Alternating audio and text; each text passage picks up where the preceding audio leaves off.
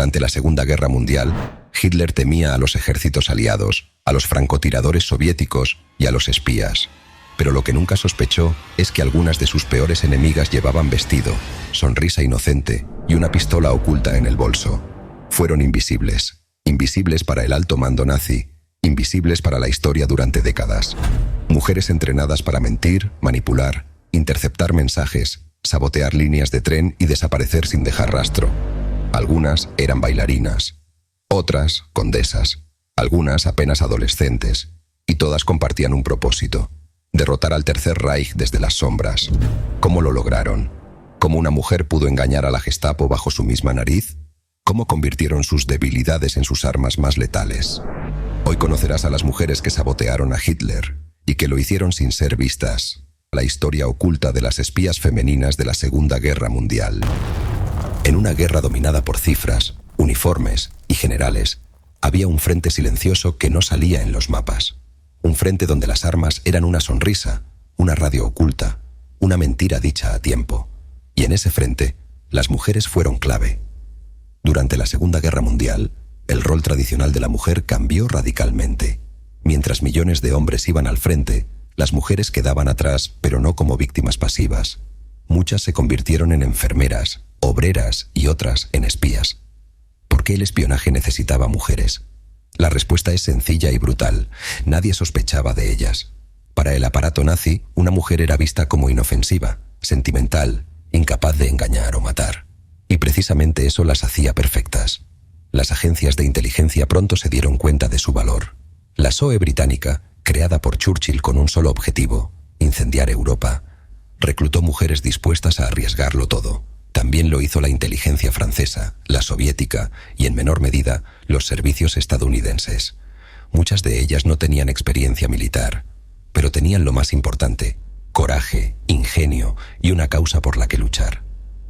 Estas mujeres eran entrenadas en sabotaje, encriptación, uso de armas, comunicaciones por radio y resistencia a la tortura.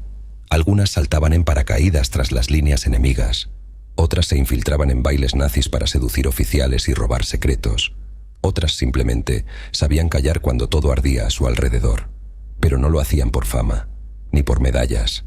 Lo hacían porque alguien tenía que hacerlo, y sabían que, si eran capturadas, nadie iría a rescatarlas.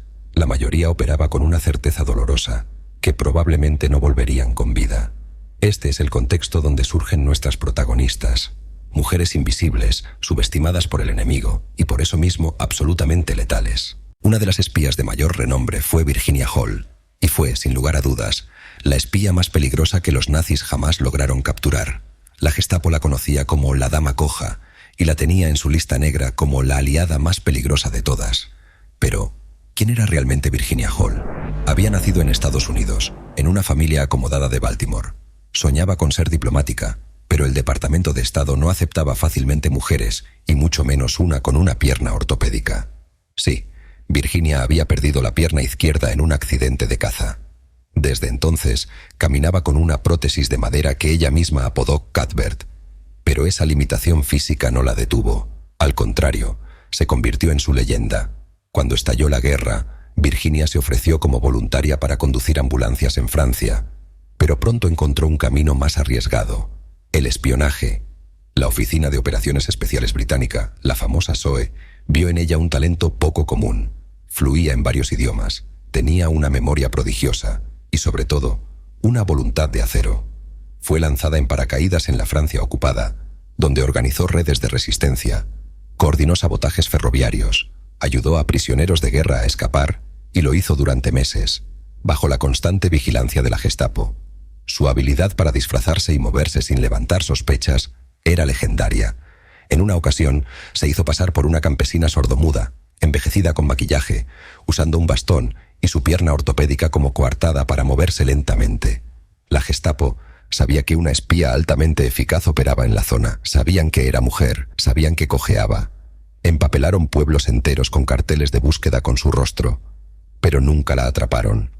Cuando finalmente se vio acorralada, Virginia tomó una decisión que parecía imposible: cruzar los Pirineos a pie, en pleno invierno, sola con una pierna de madera.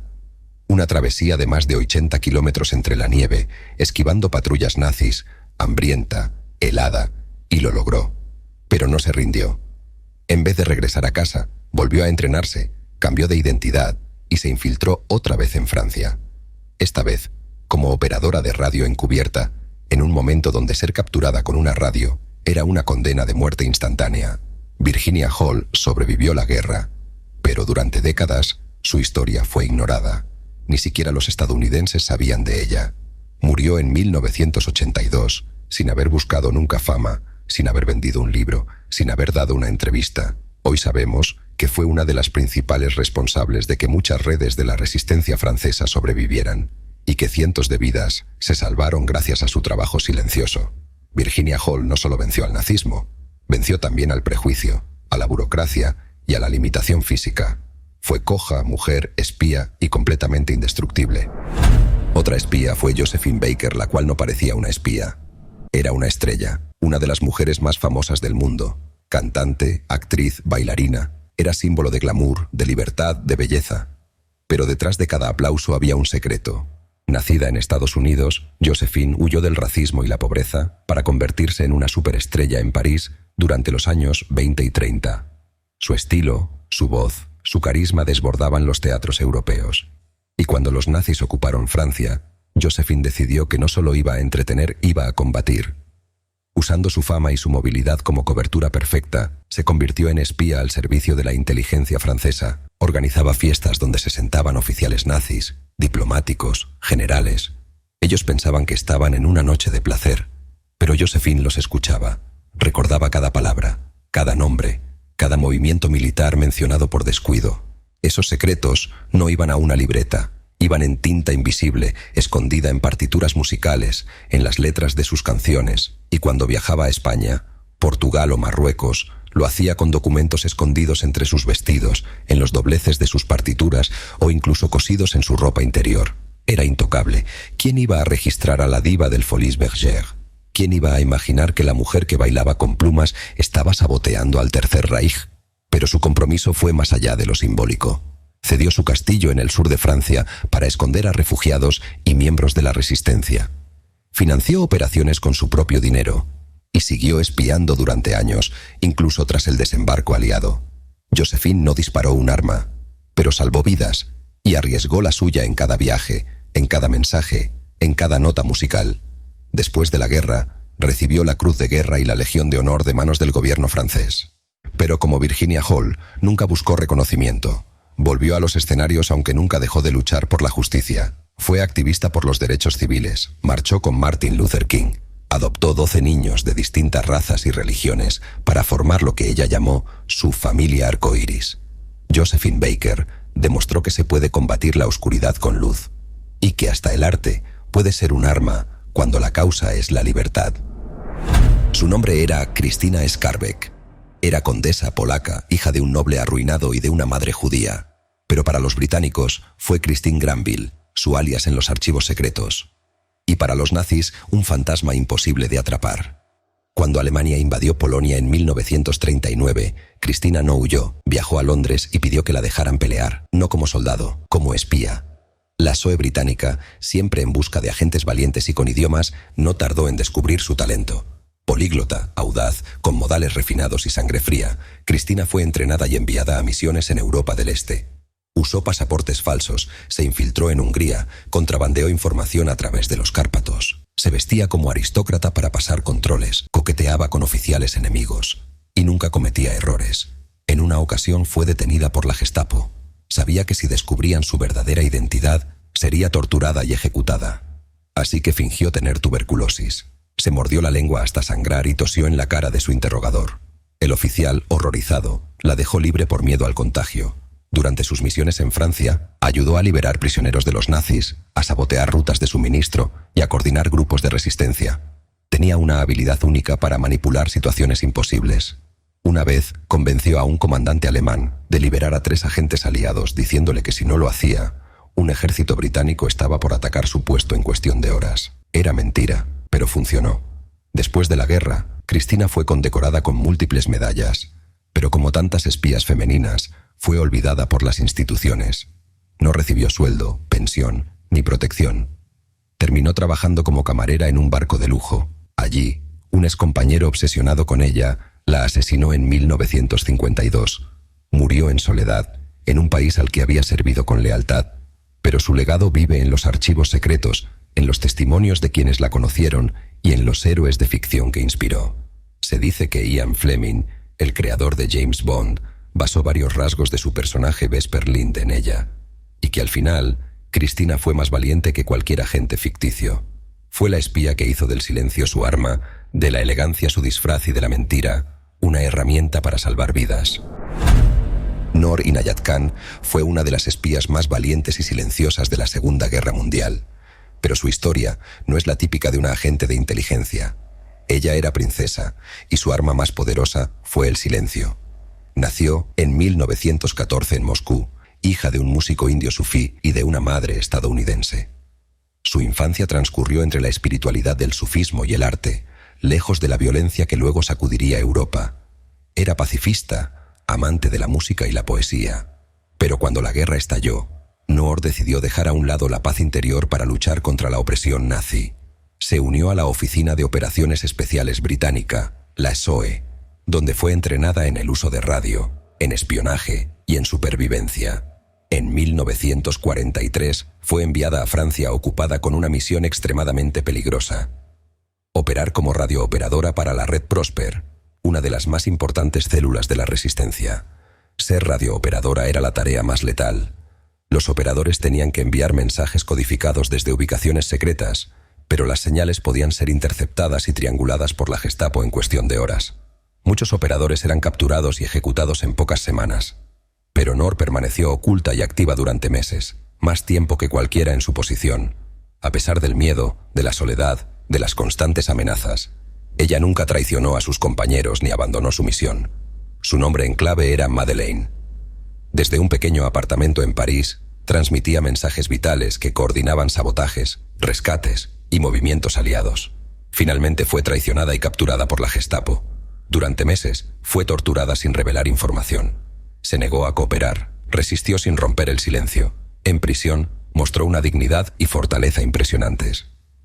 Incluso cuando la llevaron al campo de concentración de Dachau, mantuvo su espíritu intacto. El 13 de septiembre de 1944, Noor Inayat Khan fue ejecutada a los 30 años. Después de la guerra, recibió la Cruz George, la más alta condecoración británica para actos de valentía en combate. Fue la primera mujer en recibirla. Noor no fue una guerrera con armas ni explosivos. Su lucha fue silenciosa, en la sombra, con un transmisor y un corazón indomable.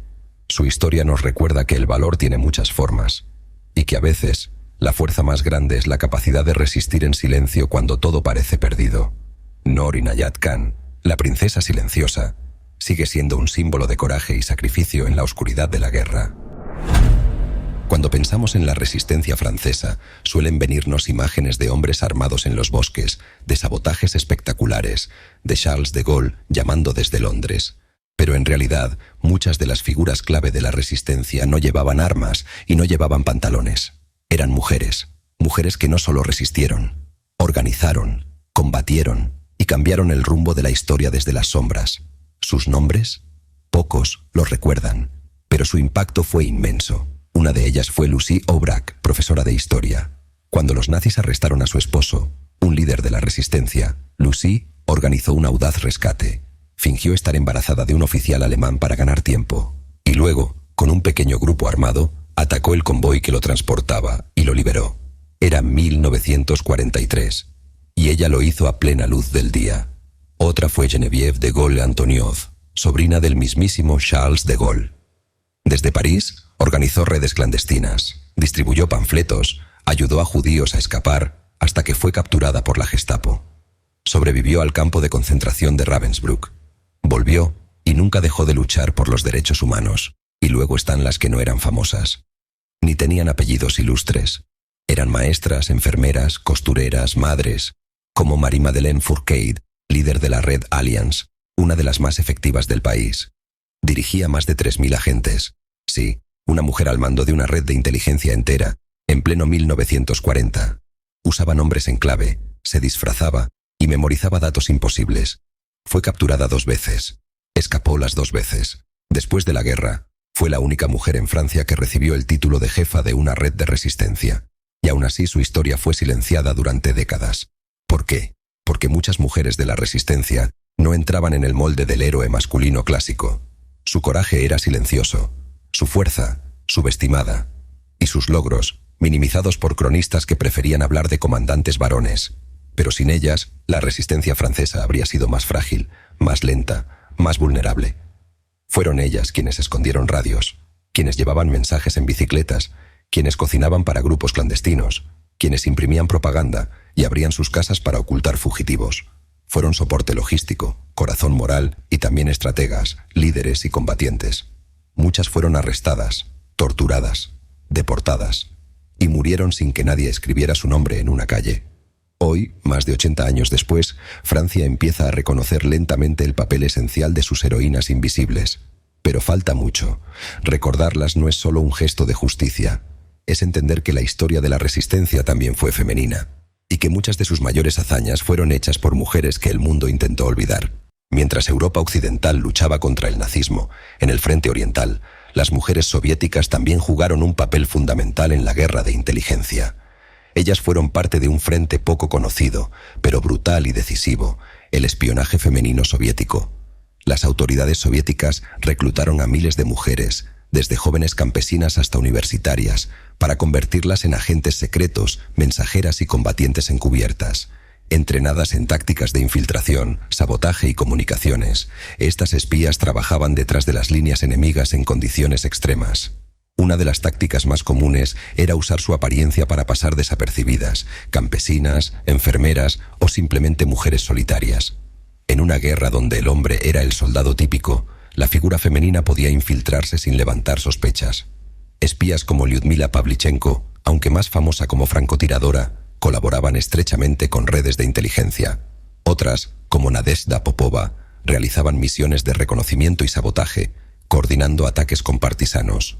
Las mujeres soviéticas también fueron claves en la resistencia clandestina en territorios ocupados por los nazis, especialmente en Ucrania, Bielorrusia y las repúblicas bálticas.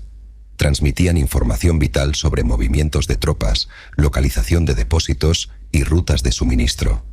Pero el espionaje femenino en el este no solo significaba recolectar datos, también incluía una lucha directa. Muchas mujeres participaron en misiones suicidas, saboteando ferrocarriles, puentes y líneas de comunicación a costa de sus vidas. Al igual que sus contrapartes occidentales, las espías soviéticas enfrentaron no solo al enemigo nazi, sino también al desprecio dentro de sus propias filas. La sociedad soviética, aunque oficialmente promovía la igualdad, seguía siendo patriarcal en muchos aspectos, y el reconocimiento para estas mujeres fue limitado. Sin embargo, su contribución fue crucial para el avance del Ejército Rojo y para la derrota del Tercer Reich. Sin ellas, muchas operaciones habrían fracasado.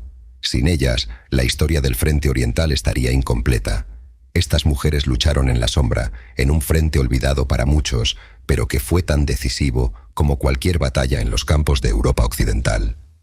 El espionaje femenino soviético fue un testimonio más del poder invisible y silencioso de las mujeres en la Segunda Guerra Mundial. Las espías femeninas de la Segunda Guerra Mundial no solo eran valientes y astutas, también fueron innovadoras en tácticas y uso de tecnología para sabotear al enemigo. Su ingenio fue clave para desestabilizar al Tercer Reich desde dentro. Una de las herramientas más importantes en su arsenal fue la radio portátil. Aunque hoy parece algo sencillo, en los años 40 era un equipo voluminoso y peligroso de usar.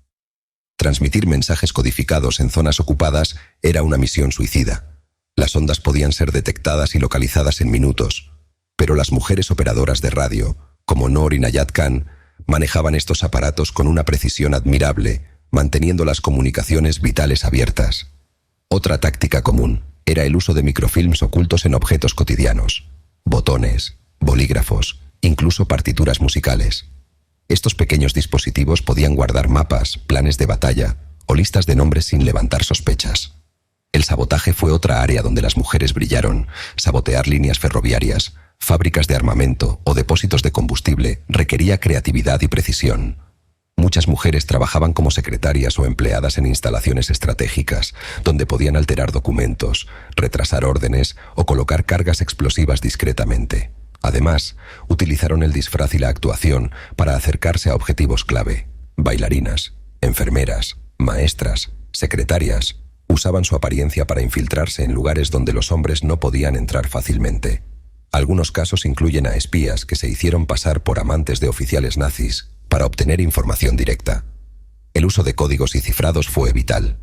Las mujeres aprendieron a usar sistemas complejos de codificación para enviar mensajes sin que los descifradores nazis pudieran interceptarlos. En muchos casos, fueron ellas mismas quienes desarrollaron o mejoraron estos sistemas. El trabajo en equipo también fue fundamental. Las redes de resistencia femeninas coordinaban operaciones que combinaban inteligencia, sabotaje y logística, haciendo que sus acciones fueran más efectivas y menos detectables. En resumen, las espías femeninas no solo usaron su coraje y astucia, sino que innovaron con tecnología, tácticas y saboteos que marcaron la diferencia en la guerra. Su legado en espionaje y guerra irregular todavía se estudia en academias militares y es inspiración para nuevas generaciones. Estas cambiaron para siempre la historia del espionaje y la guerra. Su coraje, ingenio y sacrificio abrieron puertas que antes estaban cerradas para las mujeres en el mundo militar y de inteligencia. Después de la guerra, muchas de ellas fueron olvidadas o relegadas a un segundo plano, pero su influencia perdura hasta hoy. Su trabajo inspiró a nuevas generaciones de agentes secretas, periodistas y defensoras de la libertad en todo el mundo. Gracias a ellas, las agencias de inteligencia comenzaron a valorar el papel de las mujeres no solo como apoyo, sino como protagonistas en misiones de alto riesgo. Sus tácticas y métodos siguen siendo estudiados en academias de espionaje. Además, su historia ha servido para cuestionar y transformar estereotipos de género. Han demostrado que el valor, la inteligencia y la determinación no dependen del género, sino del compromiso con una causa. En la cultura popular, su legado vive en libros, películas y series que retratan a estas mujeres como heroínas reales, complejas y valientes. Hoy, reconocer su legado es un acto de justicia y memoria, porque sin ellas, muchas misiones habrían fracasado y la historia de la Segunda Guerra Mundial sería muy diferente. Las espías femeninas no solo sabotearon a Hitler, sabotearon el olvido y abrieron camino para que las voces femeninas tengan un lugar en la historia. Su legado es un recordatorio eterno. La valentía no tiene género, no portaban armas. Su fuerza era su mente, su mayor ventaja, que nadie creía que pudieran ser peligrosas. Estas mujeres invisibles, con su inteligencia y valor, marcaron una diferencia crucial en la Segunda Guerra Mundial. Nos enseñaron que la resistencia puede tomar muchas formas y que el coraje verdadero a menudo se esconde en el silencio.